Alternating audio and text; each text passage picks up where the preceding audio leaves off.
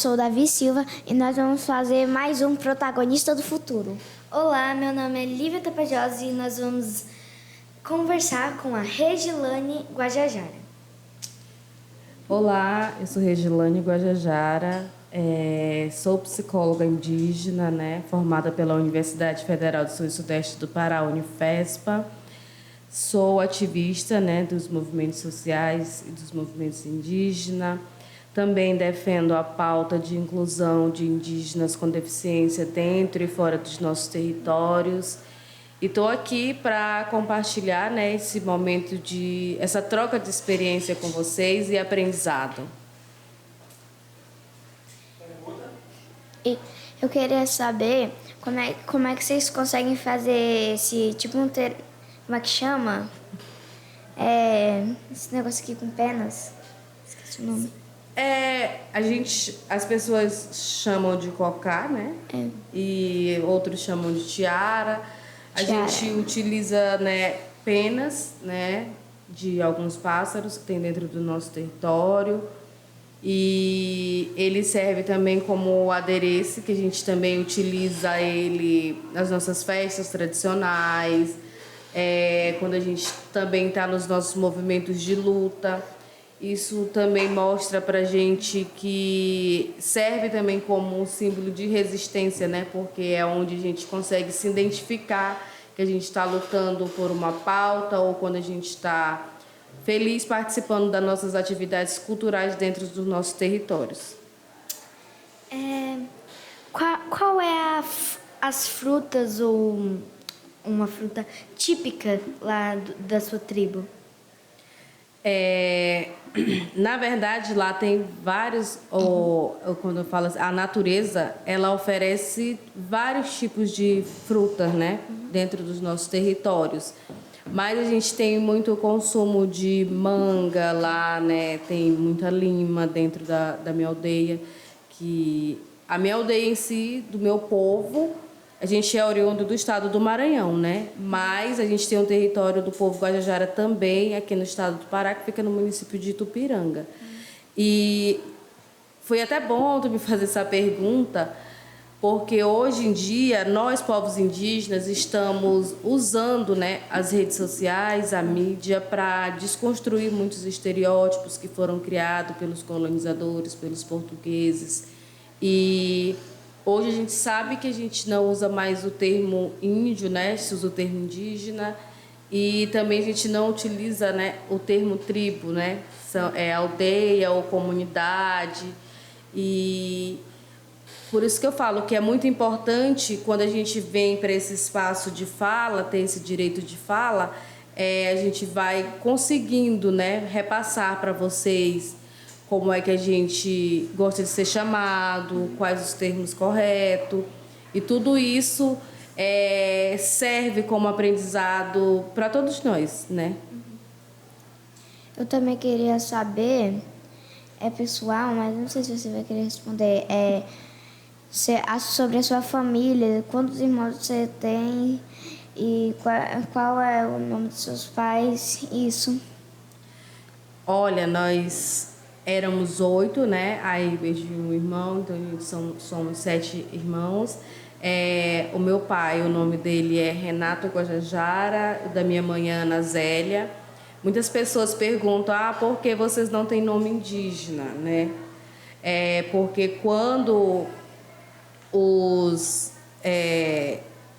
a Igreja Católica em si, né, entrou para dentro dos territórios indígenas, a primeira coisa que eles fizeram foi proibir os povos indígenas de falarem o seu dialeto, né, a sua língua materna, e proibir os próprios indígenas de usarem seus nomes tradicionais, seus nomes indígenas. Então, por isso hoje existem muitos indígenas com nomes de João, Maria, Renato, Ana. E só a partir tem uns 2 a 3 anos, não me recordo muito bem, que a gente conseguiu, com o direito da justiça, de ter nossos nomes tradicionais de volta, né, nas nossas certidões. Hoje a gente tem esse direito de incluir, se a gente quiser. E Só que antes que isso viesse a acontecer, desse projeto de lei que aprovasse tudo isso, eu particularmente como mãe, já quando fui registrar meus filhos, todos eles já têm nome indígena, né? Não tem nome em português. Então isso pra gente é um avanço muito grande, né? E é algo muito importante, porque também é o que nos define, né? É a nossa identidade. Então, as pinturas das tribos, elas são únicas? As pinturas que vocês fazem? As pinturas corporais, elas são diversas e cada povo tem a sua pintura específica. Tipo, eu sou do povo Guajajara. A gente tem as nossas pinturas tradicionais, as nossas pinturas corporais tradicionais do nosso povo, que é diferente da pintura do povo Gavião, que é diferente da pintura do povo Xicrim, Caiapó. Então, cada povo ele tem, né, a sua forma de fazer suas pinturas corporais, que são diferenciadas. Eu também queria saber quais são lá da sua cultura, qual é a comida mais típica de lá, que é bem famosa lá na sua cultura. Olha, na minha comunidade a gente tem a comida típica que a gente chama de moqueado, que é onde a gente... Essa prática ela é uma prática usada milenar, porque a gente sabe que antigamente a gente não tinha energia, não tinha nada que conservasse nossos alimentos. Então, a carne moqueada, a gente consegue, como é que eu posso dizer, conservar ela durante muito tempo, né? Então, isso é uma prática que a gente ainda utiliza nos dias de hoje. E também tem tipo, os mingais tradicionais do nosso povo, que a gente utiliza também. E várias outras comidas que a gente também tem bastante. Tipo, a gente come muito peixe assado, a gente gosta muito disso, né? Essa tribo tem alguma relação, alguma, sei lá, alguma comunicação com outra tribo? Sim, a gente tem esse contato com outros povos, né, de outras comunidades, e a gente sempre está junto dentro dos movimentos indígenas, então a gente tem sempre esse contato direto com outros povos, né, dentro e fora dos nossos territórios. Inclusive agora no mês de abril, esse mês de abril, a partir da semana que vem, a gente tem a maior mobilização indígena do Brasil, que se chama o Acampamento Terra Livre, né? Que é onde se reúne praticamente todos os povos do Brasil para lutar em defesa de seus territórios. E aí lá funciona como se fosse um intercâmbio nacional de povos indígenas do Brasil. Eu também queria saber se lá onde vocês moram, se vocês têm, se tem algum tipo de animal de estimação, pet, vocês têm? O indígena ele gosta muito desse contato com os animais. A gente tem cachorro, tem gato, cria papagaio, cria arara, cria vários animais. Quando dá para ele secar para criar, a gente cria sim. Você já conheceu alguma pessoa da sua tribo que também já teve tipo algum animal selvagem? Sim, a minha família, a minha mãe, ela sempre gostou de criar esses animais. Ela já teve paca, veado, cutia. Na sua comunidade, aparecem muitos bichos assim perigosos? Não. Acho que por conta do barulho também, né? Eles acabam se afastando. Mas a gente tem mais, tipo, aparece de vez em quando cobra, sapo. Mas é normal que apareça em qualquer lugar. Eu também queria perguntar qual é uma das coisas.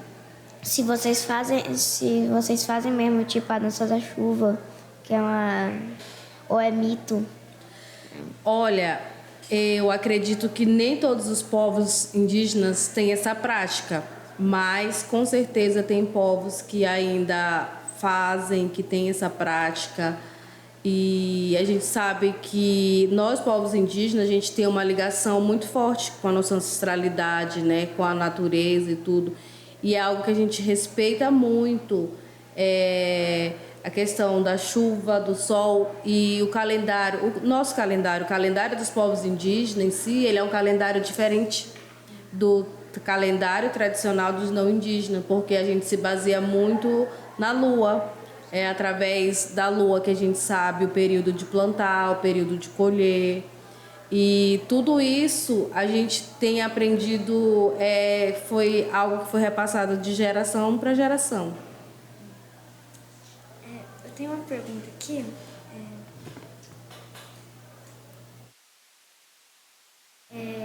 Psicóloga na sua tribo. Olha, para mim foi bem desafiador, né? Porque a gente sabe que sair do nosso território, que é um lugar onde a gente tem uma educação escolar indígena diferenciada, né? Quando a gente vem para a universidade, é algo assim, a gente sofre um impacto cultural muito grande, né? Porque dentro do nosso território a gente tem as nossas práticas culturais, a gente tem o nosso modo de viver. E a partir do momento que a gente sai do nosso território e vem para a universidade, a gente acaba deixando um pouco isso de lado para se dedicar nos estudos, que é um estudo onde eu particularmente não tinha noção do que era estudar psicologia. E aí ao longo do tempo eu fui me adaptando e hoje, né, eu já consigo ter essa noção de diferenciar o que é a psicologia, o que é a cultura tradicional do meu povo e também, né, poder ajudar os nossos parentes e assim também como provavelmente eu acho que lá para julho a gente vai estar ofertando uma disciplina em uma universidade de São Paulo que vai ser ministrada por mim para falar sobre a psicologia indígena, né? Que também é muito importante porque nós povos indígenas, a gente já pratica a psicologia do desenvolvimento dentro dos nossos territórios sem a gente saber. E aí eu vim aprender isso, eu vim observar isso quando eu estava dentro da universidade. Então, é algo que a gente pode aperfeiçoar e aprimorar muito mais para dentro dos territórios indígenas. Eu queria saber, quando você era criança, quais eram os tipos de brincadeira que você mais gostava? Ai, gente, na minha infância eu tomei muito banho de igarapé, né? Gostava muito de tomar banho de igarapé. Tive uma infância muito boa, né? Porque antes mesmo de a gente saber que a gente iria enfrentar esse impacto das mudanças climáticas, a gente já defendia a pauta de defesa dos nossos territórios quando a gente era criança. A gente saía botando plaquinha nas árvores dentro da mata, falando que não era para desmatar. E a gente jogava futebol, brincava de pique-esconde, que é o que vocês falam, né? E aí, várias brincadeiras que a gente também tem dentro do nosso território que fez parte, né, da minha infância. A queima das florestas prejudica a sua comunidade? Sim. Pessoal, assim. A gente sofre o impacto diretamente, porque eu falo que aqui na cidade vocês têm supermercados, vocês têm farmácia, né? Vocês têm tudo. E dentro da nossa mata, que a gente fala que é a nossa casa, que é a nossa mãe, a gente também tem. É de lá que a gente tira as cascas que a gente se alimenta, é de lá que a gente tira as nossas ervas tradicionais para fazer a nossa medicação. É como se fosse o nosso supermercado e a nossa farmácia. Então, a partir do momento que a gente tem o nosso território impactado pelo fogo, a gente tem muito a perder, porque a gente perde a nossa fauna, a nossa flora, a gente perde um pouco também da nossa ancestralidade ali, porque se vai junto com o fogo, né? E acaba impactando diretamente porque a gente, querendo ou não, tem muito contato com fumaça e a gente vem sofrendo muitos impactos, né, através das queimadas ao longo desse tempo que se passou. Eu queria falar, se você poderia falar um pouco da sua comunidade. A minha comunidade, como eu falei, eu vivo em 2 territórios, né? No território do povo Gavião, que eles têm os costumes e tradições deles, que são totalmente diferentes do meu. E meu território fica no município de Itupiranga.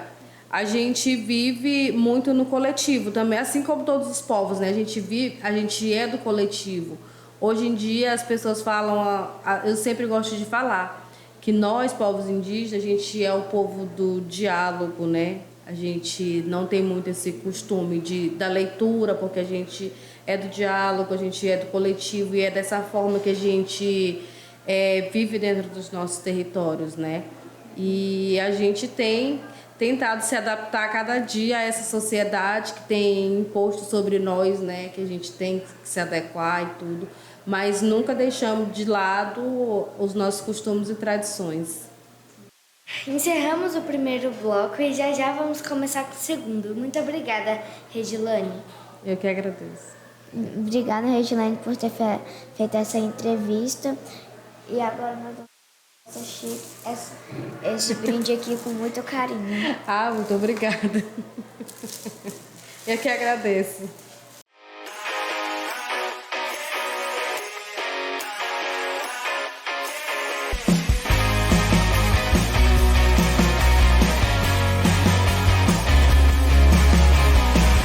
Olá, meu nome é Gabriela, estamos de volta com o segundo bloco do podcast Protagonista do Futuro. Olá, tudo bem? Meu nome é Sávio e hoje nós vamos entrevistar a Regilane Guajajara. Olá, eu sou Regilane Guajajara, sou psicóloga indígena, oriunda do estado do Maranhão, mas a gente tem o território do povo Guajajara aqui no estado do Pará, que fica no município de Itupiranga. E sou mãe, né? Tenho 2 filhos. Também sou ativista em prol dos movimentos sociais e defendo a causa de inclusão de indígenas com deficiência dentro e fora dos nossos territórios. Essa educação adequada para as crianças? Dentro dos nossos territórios? Uhum. Nós, povos indígenas, a gente tem uma educação escolar indígena diferenciada, né? E, infelizmente, a gente não consegue ter uma educação de qualidade dentro dos nossos territórios e isso acaba afetando, né, muito dentro da educação escolar indígena, nas comunidades. Qual que é o objetivo da demarcação das terras indígenas? O objetivo da demarcação de terras indígenas é proteger, né, os povos indígenas, proteger a nossa fauna, a nossa flora, e é uma forma de resistência, porque a gente sabe que são 524 anos de luta em defesa dos territórios indígenas, e a gente sabe que quando os portugueses invadiram o Brasil, porque a gente sabe que ele não foi descoberto, os nossos antepassados já habitavam aqui nesse país. Para chegar. Olha, eu sempre falo que o meu objetivo é ocupar os espaços onde as pessoas achavam que não poderia ser ocupado por indígenas, né? Hoje eu sou psicóloga indígena, hoje eu sou assessora indígena numa secretaria de Estado. Então, isso para a gente é um marco histórico muito grande, né? Hoje a gente tem vários indígenas ocupando outros espaços. Também sou artista, né? E através da minha arte eu já consegui expor em Paris. Já levei minha arte para a COP28 em Dubai. Então, tudo isso para a gente é romper barreiras. Eu acho que não existe limite de onde eu quero chegar. aonde eu conseguir chegar e alcançar, eu vou lutar para isso. Quais são as crenças que vocês têm? Olha, o meu povo em si, ele acredita muito em Maíra, né? Que é como a gente fala, que é um ser que nos protege, né? A gente acredita nisso. A gente também acredita em Tupã, que é Deus, como a gente fala na nossa língua. E antes a gente não tinha essa questão assim, de ter uma crença específica, seguir uma religião. Mas como a chegada, né, da igreja, né, dentro dos territórios indígenas, hoje a gente tem, né, pessoas que seguem essa religião, que são cristãos, que são católicos, e aí a gente respeita a decisão de cada um. Qual é a Rita? Praticar, continuar fazendo as nossas práticas culturais, fazer as nossas pinturas corporais, fazer os nossos artesanatos. Tudo isso é algo assim que eu gosto muito, mas o que me chama muito a atenção é a questão da prática da pintura. Quais são as funções na comunidade de vocês?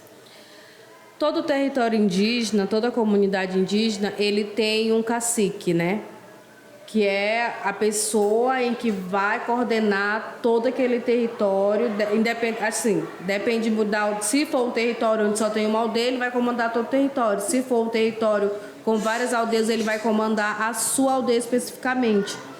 E aí o cacique, ele lidera o povo e ele delega as funções de cada pessoa, assim, das pessoas dentro do território. Então ele escolhe as pessoas como liderança, que é para representar ele quando ele não puder ir em outros lugares, né? Tipo, no caso, eu sou liderança do meu povo.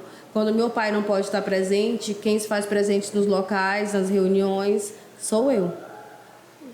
Existe cacique mulher? Sim, existe. E isso é um marco histórico para os povos indígenas, porque antes se tinha uma cultura que apenas os homens poderiam ser cacique. Hoje nós temos várias mulheres cacique que são inspiração, né, para a gente, são mulheres de luta, que têm mostrado também que elas conseguem liderar um povo, que estão sendo protagonistas dessa história dentro das suas comunidades indígenas. Muito bom. Vocês ficam mais na cidade ou na aldeia? Eu hoje, por conta do trabalho, tenho que permanecer mais na cidade, até porque a gente não tem acesso à internet, né? Um acesso à internet muito boa, então eu tenho que ficar mais na cidade por conta do trabalho. Mas sempre que eu posso, eu tô lá no meu território, tô lá no território do meu esposo, que ele é do povo Gavião, né? Que fica bem mais próximo. E a gente fica nessa, entre cidade e aldeia. Qual foi a maior dificuldade nesses anos de trabalho? Minha maior dificuldade é fazer com que as pessoas possam entender que, independente do órgão que a gente esteja, e pelo fato da gente ser indígena, nós ser pessoas capazes, né, de também estar ocupando esses espaços. Porque as pessoas pensam assim, você é uma indígena, talvez você é uma pessoa que não está capacitado para isso. Mas a gente sabe que pelo fato de ter estudado, não só pelo fato de ter estudado, mas de ser uma pessoa que tem essa comunicação aberta com todo mundo, eu acho que eu não veria muita dificuldade em relação a isso, mas a nossa maior dificuldade é fazer com que as pessoas entendam que a gente também está capacitado e tem o direito de estar ocupando esses espaços. Muito bom. Vocês migram muito de lugar ou vocês continuam em um lugar específico? Antes, nós, povos indígenas, éramos considerados povos nômades, né? As pessoas falavam que nós éramos nômades, porque a gente, especificamente, ficava num local, quando aquele local ficava escasso de caça, que as plantações já não começavam a produzir tanto, os nossos antepassados se mudavam para outro local, né? Como forma de sobrevivência. Hoje, não. Porque como a gente já não tem mais esse direito de circular, como os nossos antepassados faziam, a gente fica mais só naquele local. Faz a nossa aldeia ali, e ali a gente fica até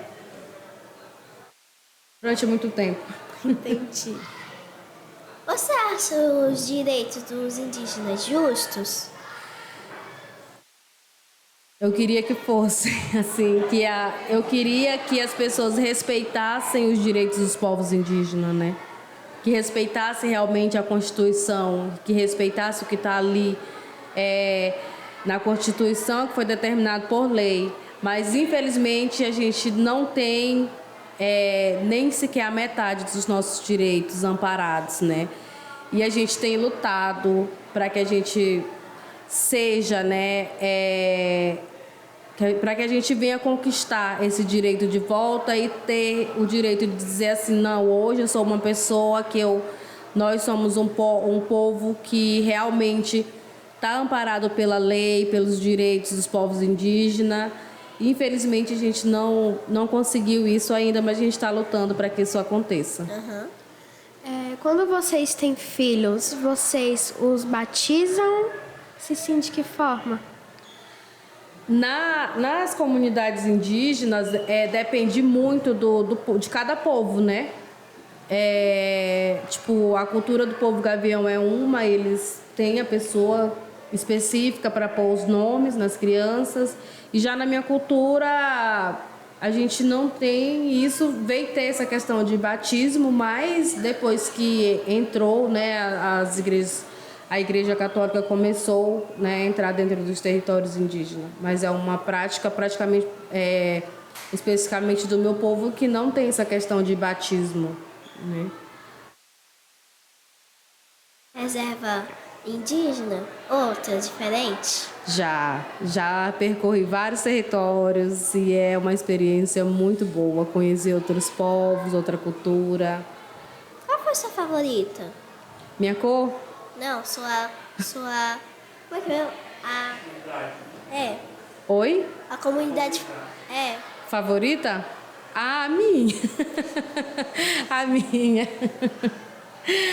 Mas eu também tenho um carinho muito especial, né, com o território do povo gavião, que é um território assim que me acolheu, que tem me ajudado bastante, que é o território do meu esposo. Então eu tenho um carinho muito especial por esse território em si. Quando o filho de vocês nasce, é o cacique que dá o nome ou vocês escolhem? Depende muito de cada povo, né? No meu caso, os meus filhos, quem pôs o nome de todos eles foi o meu pai. Eu acho que não só dos meus filhos, mas de todos os meus irmãos. E assim a gente encerra o segundo bloco com a Regilane Guajajara. Muito obrigada pela sua participação, da Regilane. É um grande prazer fazer essas perguntas. Você teve esse prazer de vir. A gente encerra o segundo bloco. E obrigada por estar aqui. Eu que agradeço.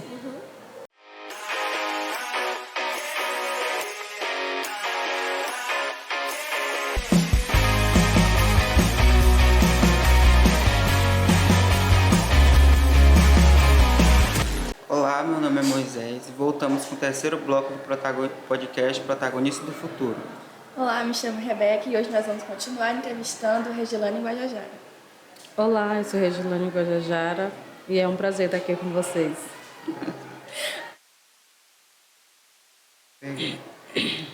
Quais são os maiores desafios que os povos indígenas ainda enfrentam para garantir seus direitos e a preservação de suas culturas? O nosso maior desafio hoje é ter os nossos territórios demarcados, né? Porque a gente sabe que são mais de 524 anos que nós existimos e resistimos.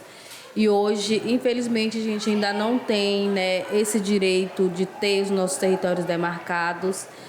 E a gente tem enfrentado muitas dificuldades em relação a isso, com questão de leis que querem aprovar e que vai impactar diretamente na questão da demarcação dos nossos territórios indígenas. Uma delas é o marco temporal, que eles só querem reconhecer como território indígenas os territórios que já estavam demarcados a partir de 1988. E a gente sabe que Antes de 1988, nós, povos indígenas, já estavam aqui, já habitávamos em vários territórios dentro do Brasil. Como o ativismo indígena tem evoluído nos últimos anos e qual a importância das novas gerações nesse movimento? Olha, antes, eu vou trazer como referência o meu pai, que é uma liderança indígena, né? Ele praticamente sempre esteve dentro dos movimentos indígenas e sempre passou a importância de estar fazendo parte dos movimentos indígenas, né? Fora dos nossos territórios. E antes, né, quando eu ainda não entendia realmente a pauta de luta, eu não me via como uma pessoa que eu poderia estar ocupando esse espaço, simplesmente também pelo fato de ser mulher.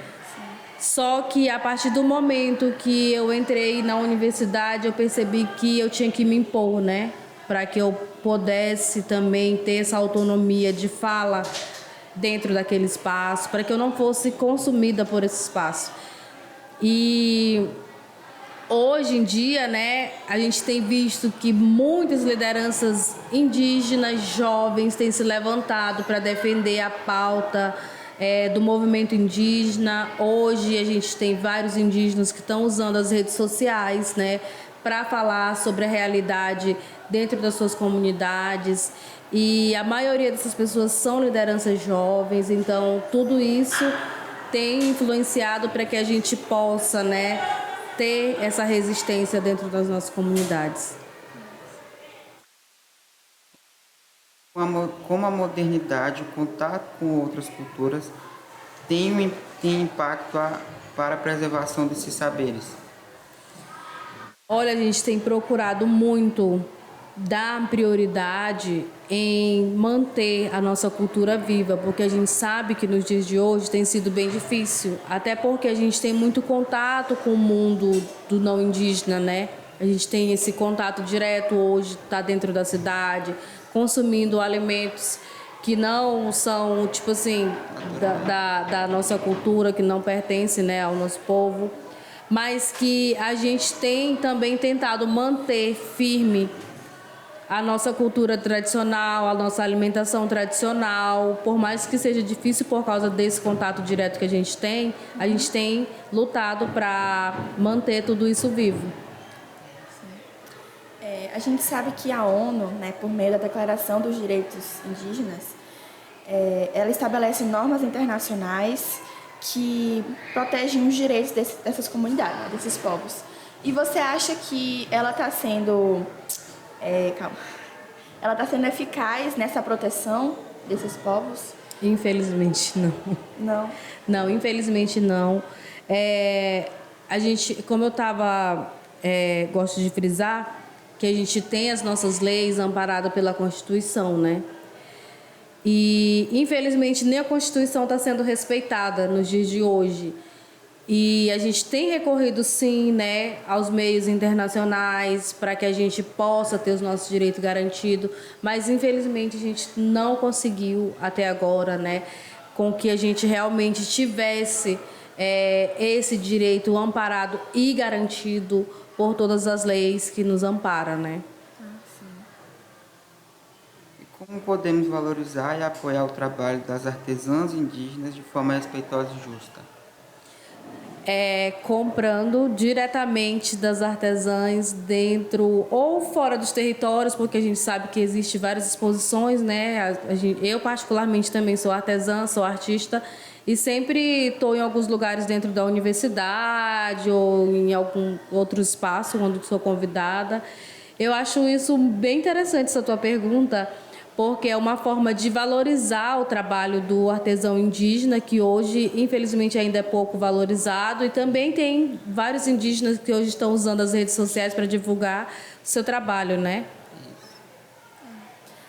Vamos para um tópico um pouco mais atual, em relação à COP30. Qual a importância dos povos indígenas na COP30 e como a gente pode garantir que as suas vozes sejam ouvidas no meio desse debate, dessa discussão? Olha, a COP30 para a gente está sendo a gente está tendo uma expectativa muito grande.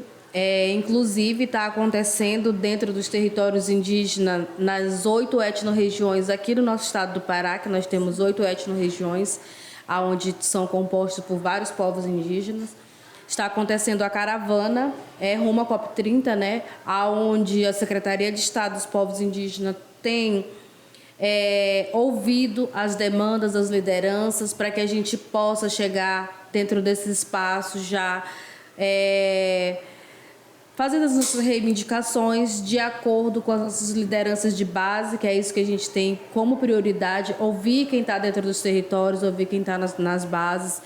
E eu creio que é um momento único e vai ser um momento histórico, porque a gente tem uma expectativa muito grande de sair com algo positivo dentro da COP30. Quais políticas públicas você considera essenciais para garantir os direitos dos povos originários? Demarcação de território indígena. Acho que é uma das prioridades. E ter realmente um acompanhamento digno para as comunidades, né? Porque a gente sabe que hoje em dia tem território indígena que ele não tem um poço artesiano para ele beber uma água, ter uma saúde, uma educação de qualidade, né? Para atender todos esses povos.